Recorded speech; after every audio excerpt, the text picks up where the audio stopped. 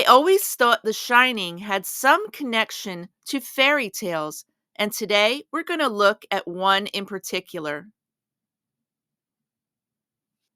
Hey, hello, and welcome to my channel. As you can see from the title, today we're talking about The Shining, and we're going to take a look at a strange connection I think I found between The Shining and the fairy tale Hansel and Gretel. Now, I know that might sound weird, but after you see my reasoning, I think you might agree with me. Now, I've mentioned before that I think some parts of this film are operating under what I'm calling fairy tale rules. And what I mean by that is that the normal rules of time and place don't necessarily apply. Look at this sign outside the maze, for instance. It's directly in front of the entrance here, where Danny and Wendy enter into the maze. But here, as the family is walking with Mr. Ullman, we see the sign is now over towards the side of the maze. It's not in front anymore.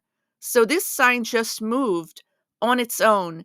And I think that's because the maze is one of these places in The Shining that runs on fairy tale rules. So let's actually take a look at the fairy tale. The fairy tale Hansel and Gretel is by the Brothers Grimm and was published in 1812. It's about a brother and sister who, finding themselves in danger, have to outsmart the witch by being clever and so escape to get home. Of course, it's about a brother and sister who, after being left in the woods, become lost. They had left a trail of breadcrumbs to find their way out, but the birds ate them. After wandering in the woods, they find a house made out of bread, cake, and sugar, and this belongs to the witch. They don't realize at first that they are in danger because the witch wants to fatten them up to cook them in her oven and eat them. After outwitting the witch and pushing her in the oven, Hansel and Gretel escape with the help of a white duck who gets them across the water to their home.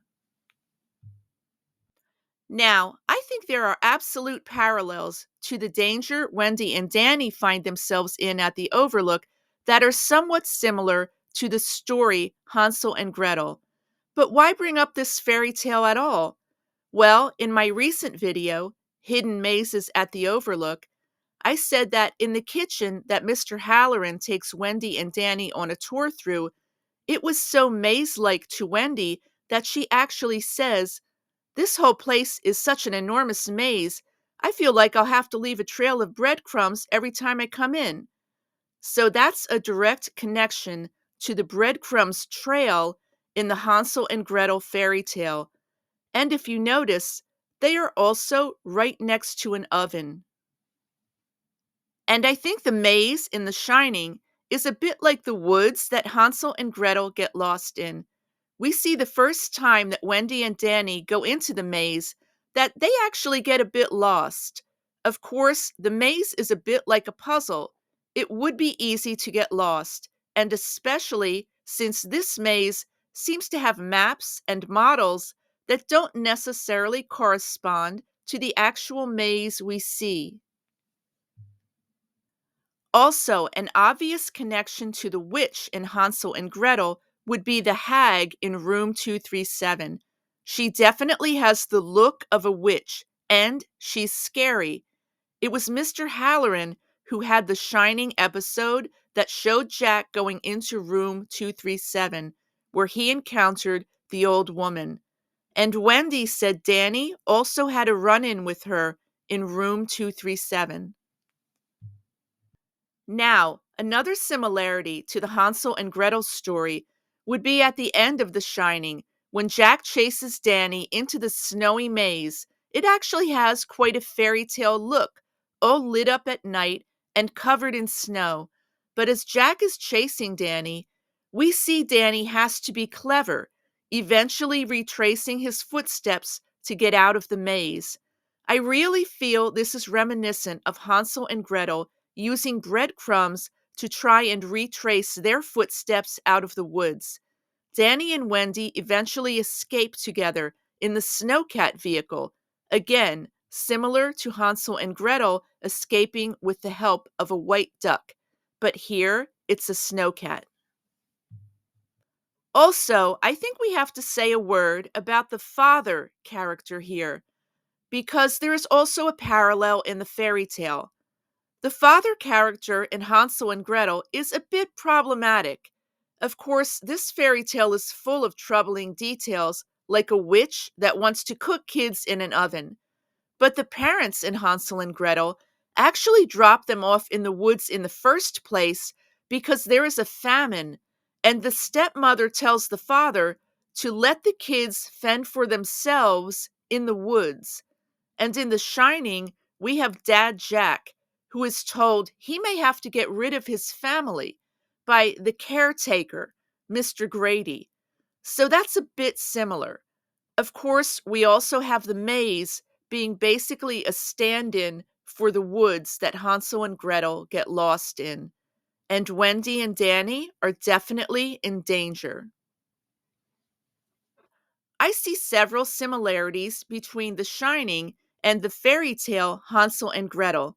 The first is an actual mention by Wendy of leaving a breadcrumb trail to get out of the kitchen she describes as a maze. And Hansel and Gretel is famous for their trail of breadcrumbs. The second similarity is the maze itself. Just as Hansel and Gretel are in danger in the woods, Danny and Wendy are in danger in the maze. So the maze here is similar to the woods in Hansel and Gretel. Another point is the snowy maze that actually has a fairy tale look, all covered in snow at night. Plus the fact that the maze is one of the locations in The Shining that I think actually runs on fairy tale rules. Strange things can happen there, like the maze sign moving on its own.